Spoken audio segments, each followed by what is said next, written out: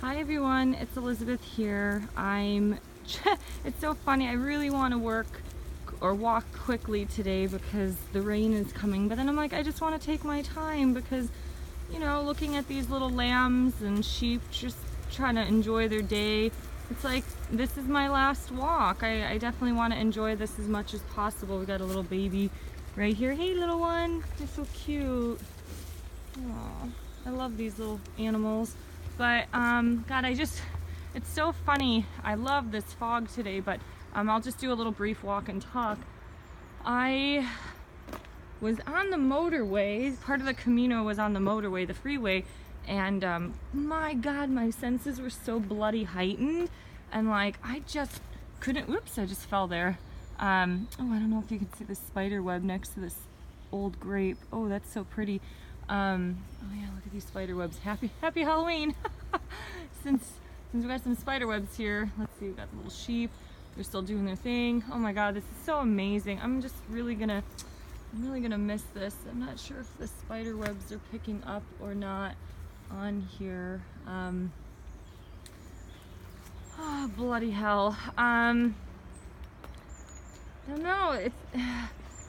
Oh, darn it, now I just lost all my train of thought. Oh my God, so my senses were so heightened and it was so stressful on my system because part of the reason why that I also did some of, my own sleeping rooms and stuff is just like, I can't sleep as good in Seattle anymore because our city has gotten so bloody big that everybody's using my street as like a connection between Lower Queen Anne and Ballard. And the traffic, like the only thing I used to hear in Seattle were the foghorns that would go off when the smog, or not the smog, just the marine layer would come in. And now it's like I hear cars and buses till like 10 or 11 at night, and then it starts up at 5. And like I'm such a sensitive sleeper in terms of, so cute, in terms of light. I'm just sensitive to light and noise, let me put it that way. And sleeping in these villages, in these old little homes, some nights of sleep weren't that good. Like in Braga, I was in downtown and there was actually a festival and a celebration going on, so there was a lot of noise till like midnight or 1 in the morning. And in Porto, it's like some techno party started at like 12:30 and the music went till like 2 or 3, so that wasn't that pleasant. But in these villages, it's like I'm just getting so much sleep and I feel so rested, and that's part of the healing process is sleep, nutrition, sound nutrition, in addition to like the physical part of movement and rediscovery, like the balancing of the emotions. And so it just reminded me of when I lived in the yoga ashram in India in 2007 and in the yoga ashram in Brisbane, Australia in 2008. Like I remember in 2008, I was in this serene little environment in Fortitude Valley in Brisbane, which is like a very chic kind of fancy spot. And I would leave analyzing the local life through a spiritual lens, and I was like, these heathens, because all they were doing, it would be like Sunday at 9 a.m. and they're like slugging down mimosas and stuff. And the irony of it being Halloween is that I think my system it's like the more you reach for the light and the more you develop yourself spiritually, the less you want to be involved in any form of darkness. And I have like some opinions on the whole drug culture and marijuana culture, because it's like I do think medicinally plant-based medicine can help, but it's like at some point a lot of these problems just root in the mind, and it roots in a lack of spiritual fulfillment. And it's like, I'm sorry, but no mushroom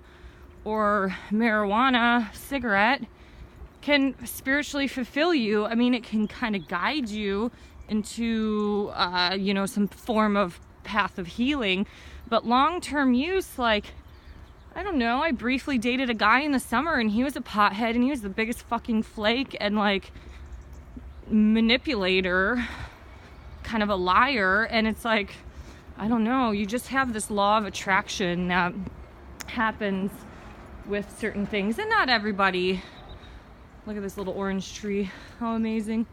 And not everybody, you know, who does that stuff, you know, is an emotional manipulator, because there are plenty of spiritual people or people who claim they're Christian and do a bunch of rude shit and cheat on their wives and stuff like that as well. So, you know, it's all a balancing act, but typically the more you ingest yourself with certain substances, it generally doesn't lead to a very good thing long term. Now, you know, people can say whatever and think I'm crazy, but the point was, being on that motorway, is that my system is so sensitive right now that I honestly don't think, hola, buen dia, I don't think, well, I have to, I have no choice but to readjust to real life, but damn, I don't know, it's going to be a struggle, 18.369 kilometers to Santiago. Yeah, it'll be an interesting experience trying to readapt, because like just that little bit of noise on the freeway.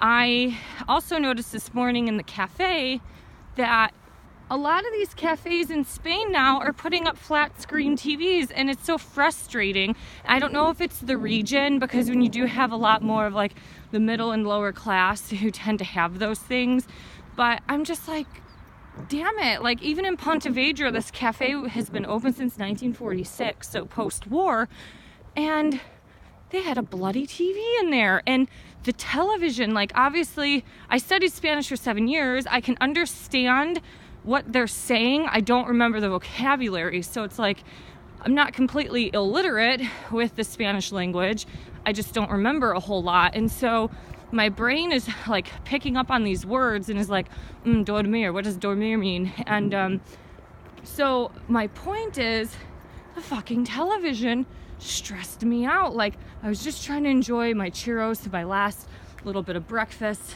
and I was so frazzled. Oh, little yellow shell. I was so frazzled by this that I thought, oh my God, how am I going to readapt to normal life? And I have to go back to work where, as a health coach and a personal trainer, I'm dealing with people's emotions every day, and I'm thinking, oh my God, like I don't want to deal with anybody's stuff right now, because it's like I've had my own things I've processed, I have my peace.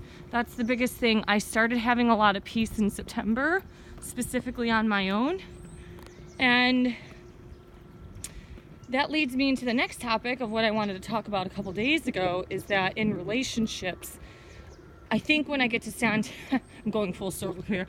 When I get to Santiago, I think I'm going to do a video, maybe not today, but tomorrow, a video of like a reminder to myself. And if I remind myself of these 5 or 7 things, you know, things that I've learned on the Camino, then hopefully, you know, it will help other people learn certain stuff in their life as well.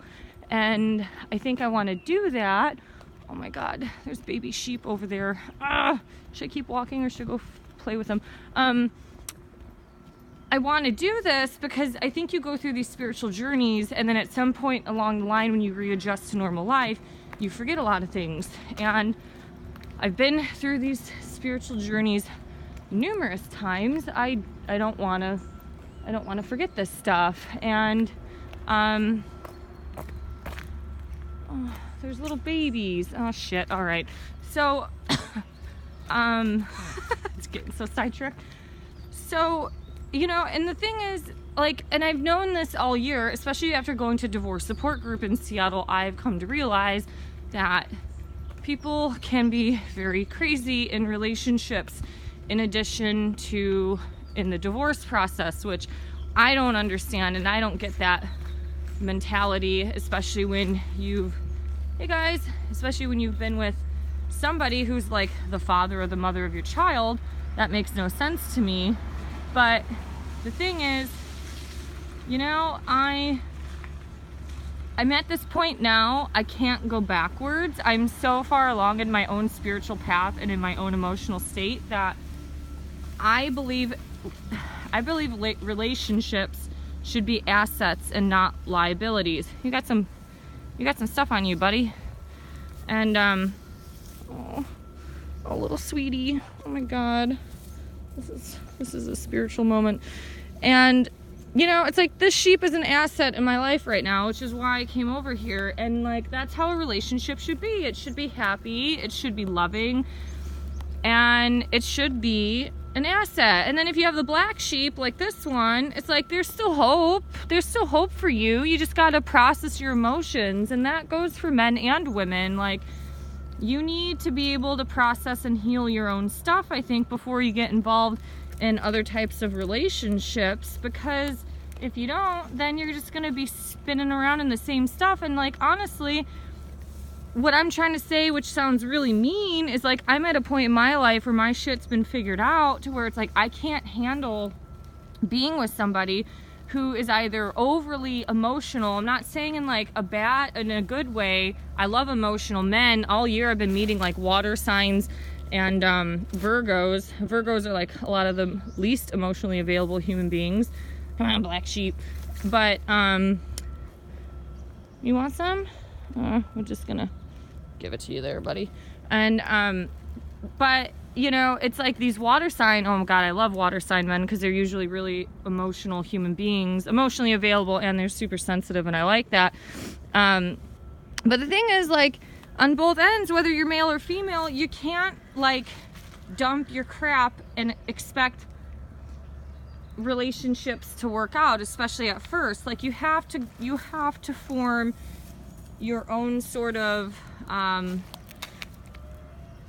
healing process and then get in it. So that's what I'm trying to say, is like, a relationship, especially with a guy, like, I just don't get the whole point of cheating. Like, I talked to the Australian the other day, and I was saying how, like, I knew at the point in time when I was 20 years old in Australia that I was made to marry an American man, because a lot of the Australians and the Europeans, except for kind of the Germans, they were way too liberal in terms of like drug use and infidelity. And I'm like, that shit is just too traumatic for me. I don't want any of that in my life. And so it's like, I just knew that I would be meant for